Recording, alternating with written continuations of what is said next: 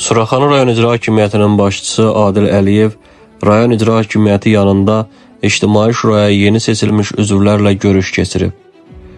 Rayon icra hakimiyyəti başçısının müavinlərinin və şöbə müdürlərinin iştirakı ilə keçirilən görüşdə rayon icra hakimiyyətinin başçısı Adil Əliyev İctimai Şuraya yeni seçilmiş üzvləri təbrik edib. O bildirib ki, dövlət siyasətinin həyata keçirilməsində, şəffaflıq prinsipinin təmin olunmasında, ictimai əhəmiyyət kəsb edən məsələlərin həllində, vətəndaşların istək və təkliflərinin, həmçinin problemlərinin toplanaraq yerli icra hakimiyyəti orqanına təqdim olunmasında İctimai Şuranın rolu böyükdür.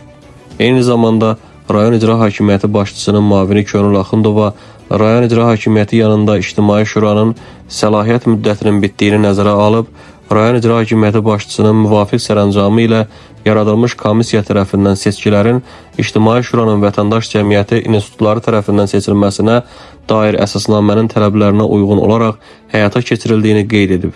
Eləcə də Şuraya seçilmiş yeni üzvlər haqqında məlumat verib.